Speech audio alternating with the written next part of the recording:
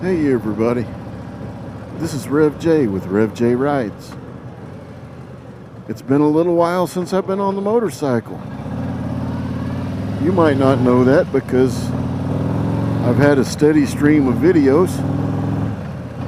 There was one though that was recorded inside my house that didn't have anything, I wasn't on a motorcycle or anything. So that should have given you a clue, I guess. I'm sure it did. But it's probably been about 10 or 11 days since I've been on a bike. I told you I was going to try to keep the miles down on my bike after I had it serviced for the big trip coming up. And that was true. I was trying to keep my miles down, but not quite this much. I had a couple of things happen. Number one, it's rained quite a bit recently. I want to say for the last 3 to 4 days it's rained. So I didn't get the bike out then. I'm not afraid of rain. I'm not one of those riders that only rides in the sunshine. Actually, it's not sunshiny now. It's cloudy now. But anyways, I will ride in the rain if I have somewhere to go and it's a motorcycle event, such as if I go to Sturgis. When I go to Sturgis, I have a good idea that it'll probably rain somewhere between here and there, either on the way there or on the way back, because that's a lot of miles for me, somewhere around 2,500 miles or more. You're probably going to get rained on somewhere in the course of all of that. Anyways, so it rained, but before it rained, I was in another state visiting my wife's family. Her mother passed away, and if you have watched all my videos, you'd know that. We were hit pretty hard with that one. She was a dear, lovely lady. I'm talking a godly woman who loved many, many people. If she knew you, she loved you. If you had problems in your life, she was going to do everything she could to help you. If she loved you like family, like she did me,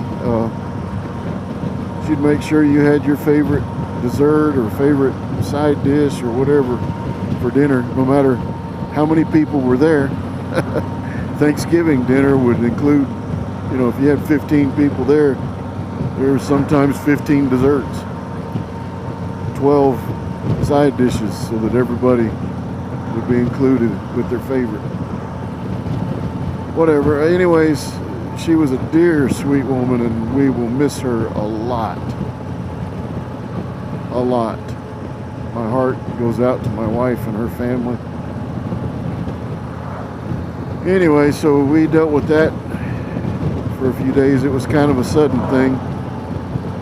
We had a few clues coming up. They had visited our house back in March, and she was getting out of breath too easily. So my wife convinced her to go see the doctor about that. And she did go see a doctor, but that doctor said, well, we can't find anything wrong with your heart. And they were just kind of leaving it at that, I guess. I don't think they checked too much further.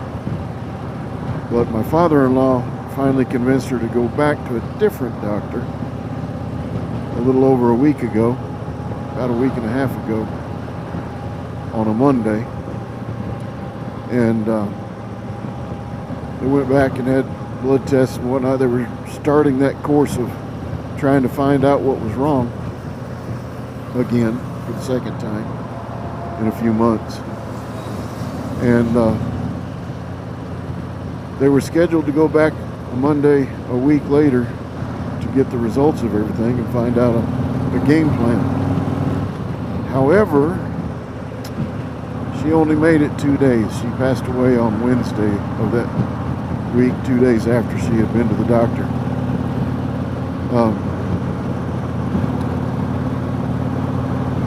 We got the call, my wife got the call that she was in the hospital at about 4:30 on Wednesday afternoon. And around 6, she got the call that she had passed away. So we only had about an hour and a half notice, and that was really hard on my wife. So Please pray for my wife. Anyways, the other thing that I'd like to talk with you about, besides the fact that I haven't been on a bike for two big reasons, one big reason and one little reason. The other thing is eternity. I mean, folks, your mother-in-law might not pass away soon like mine did recently, or you might not have a person close to you that passes away soon, and I hope that's the case for you. I hope no one passes away that you know and love very soon. But let me just say, we need to all be ready. My mother-in-law was ready. She was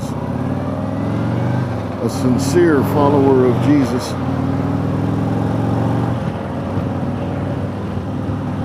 Her Bible was open to the love chapter, which is 1 Corinthians chapter 13. And I don't remember which verses are which, but love is patient, love is kind. What it says. In the end, it says love never fails, towards the end of that chapter. Love never fails.